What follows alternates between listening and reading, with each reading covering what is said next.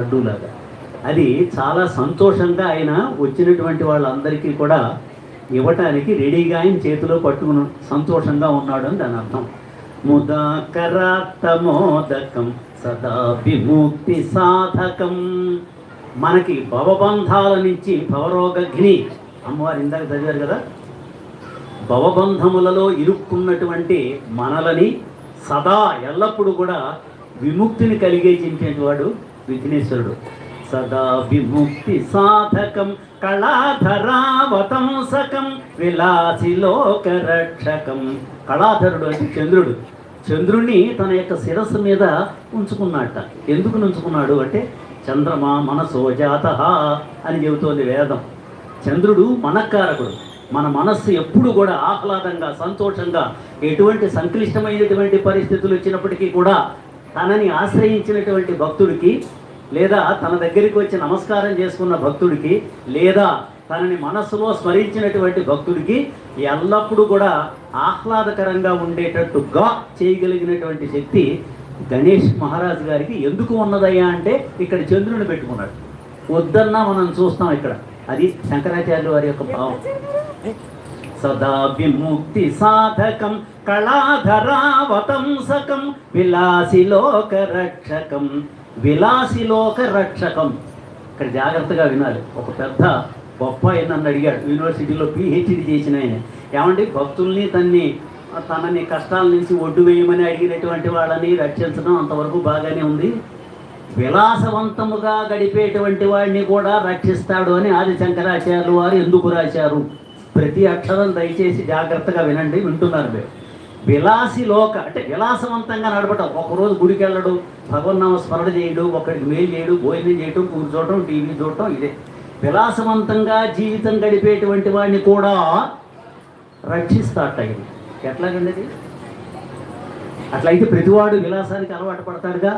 దీన్ని పూర్వపక్షం అంటారు. ప్రశ్న అంటే సంక్షిప్తంగా అక్కడ సమాధానం ఏంటంటే, సమయాన్ని బట్టి వాడు కూడా ఒక్కసారి గుడికి తెలిసి కానీ తెలియక కానీ వచ్చాడు అనుకోండి, విఘ్నేశ్వరుడికి నలుగురు ఏమన్నా అనుకుంటారేమోనని దండం పెట్టాడు అనుకోండి, అప్పుడు వారి విలాసం యొక్క వాడి దృష్టిలో ఆ వైభవాన్ని తగ్గుముఖం పట్టిస్తారట. అంతమంది చూడు, నేనేదో వాళ్ళు ఏదో అనుకుంటారని గణేషుడి దగ్గరికి వచ్చి నమస్కారం చేశాను, నాకెందుకు, నన్ను ఎవడో ఇక్కడ ఒకటి గౌరవించదే, ఈ నా అలవాట్లన్నీ కూడా నేను మానేస్తాను, పైపెచ్చు చూడకుండా పక్కకి తప్పుకుంటున్నారట. అతను వస్తే దుర్వ్యసనములు దురభ్యాసములు కలిగినటువంటి వాడని నేను చిచ్చి అని మానేసి మండలం రోజులు వచ్చినప్పుడు అతనికి వచ్చినటువంటి గౌరవం వేరుగా ఉంది.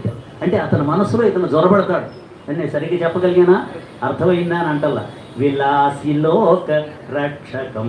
తలుచుకున్న మాత్రము చేత, స్మరణ మాత్రము చేత అతని కడుపులో దొరబడి ఆ దుర్వ్యసనంలో బారి నేనెందుకు లోనవ్వాలి, నేనెందుకు అందరిలాగా ఉండకూడదు అనేటువంటి భావాన్ని కలిగించేటువంటి ఏకైక మూర్తి గణేశుడు అంటున్నాడు ఆది శంకరాచార్యులు వారు. విలాసిలోక రక్షకం అనాయకైక నాయకం. అనాయక, నాయక అంటే నాయకుడు, అనాయక ఈయనకి మించినటువంటి నాయకుడు లేడు. సత్యము నిజము, అసత్యము అంటే సత్యము కాదు. నాయకుడు ఇంకొకడు లేడు. ఎవరండి? విఘ్నేశ్వరుడే. ఏకనాయకం అనాయకైక నాయకం వినాశితే దైత్యకం. ఇభ దైత్యకం. ఈయన ఏం చేశాట? గజాసురుడు. ఇభ అంటే గజం, అసురుడు, రాక్షసుడు. గజాసురుడు అనేటువంటి వాడిని అతన్ని నాశనం చేశాడు. అంతే కదా. ఆ కథంతా వినాయక చవితిలో మనం చదువుకున్నాగా. వినాశితే దైత్యకం ఇక్కడ ఉంది.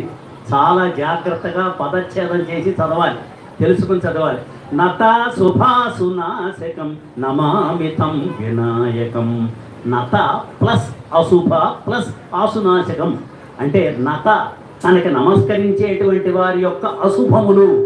తనకు నమస్కారం పెట్టి వెళ్ళాడు, కొద్దిసేపట్లో ఏదో ఒక అశుభం జరగబోతోంది, తుడిచి పారేస్తాట ఆయన. నత తనకు నమస్కరించేటువంటి వారి యొక్క అశుభ అంటే అశుభములను, ఆసునాశకం. ఆసు అంటే వెంటనే, శీఘ్రముగా, ఏ విధమైనటువంటి ఆలస్యము అనేటువంటిది లేకుండా ఆయన పోగొడతాట. ఎవరు? విఘ్నేశ్వరుడు. విఘ్నేశ్వరుడు నత తనకు నమస్కరించేటువంటి వారి యొక్క అశుభములను ఆసునాశకం. ఆసు అంటే వెంటనే నాశనము చేసేటువంటి అటువంటి విఘ్నేశ్వరుడికి నేను నమస్కారం చేస్తున్నాను అని ఎవరు రాశారు? ఆది శంకరాచార్యులు వారు రాశారు. ఆ రాసినటువంటి మహాగణేశ పంచరత్న స్తోత్రంలో అది